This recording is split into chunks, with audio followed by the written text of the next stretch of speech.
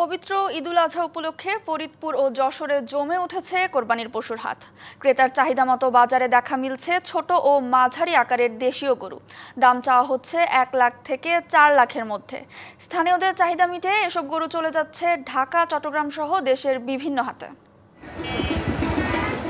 আর মাত্র 7 দিন পেরুলেই ঈদুল আজহা। ঈদকে সামনে রেখে এরই মধ্যে কানায় কানায় পূর্ণ ফরিদপুরে টেপাখোলার গরুর হাট।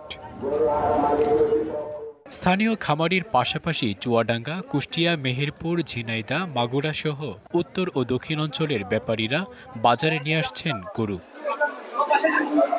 ক্রেতার চাহিদা অনুযায়ী 1 থেকে 4 লাখে পাওয়া যাবে ছোট বড় ও মাঝারি আকারের দেশীয় গরু।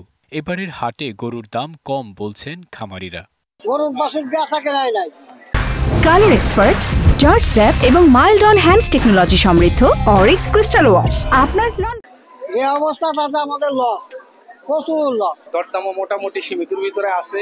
আমি দেখতেছি, ঘুরতেছি, এখন একটাও নেই। এদিকে দক্ষিণবঙ্গের সর্ববৃহৎ পশুর হাট যশোরের শার্শা উপজেলার 7 মাইল পশুর হাটে ব্যাপক প্রস্তুতি থাকলেও ক্রেতার সংখ্যা কম। বড় গরুর তুলনায় ছোট ও মাঝারি আকারের গরুর চাহিদা বেশি। গরু হাটে গরু বেচা কেনা চলছে, কিন্তু বাজার খুব ভালো না, গরুর দাম নেই। খুব বেশি ভালো না। 11 পিস গরু আনিছি, 3 পিস বেচেছি। রাখা হয়েছে অস্থায়ী চিকিৎসা কেন্দ্র ও ভেটেরিনারি সার্ভিস। আমাদের নিয়মিতভাবে মোবাইল ভেটেরিনারি টিম কাজ করছে। গরুর স্বাস্থ্য পরীক্ষা, গবাদি পশুর স্বাস্থ্য পরীক্ষা, তাদের গর্ভ পরীক্ষা এবং অসুস্থ পশুর চিকিৎসা প্রদানের সার্বক্ষণিক কাজ করে যাচ্ছে।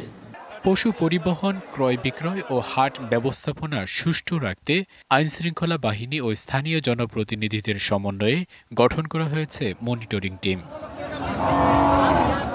Shakib Al Hasan, DBC news desk.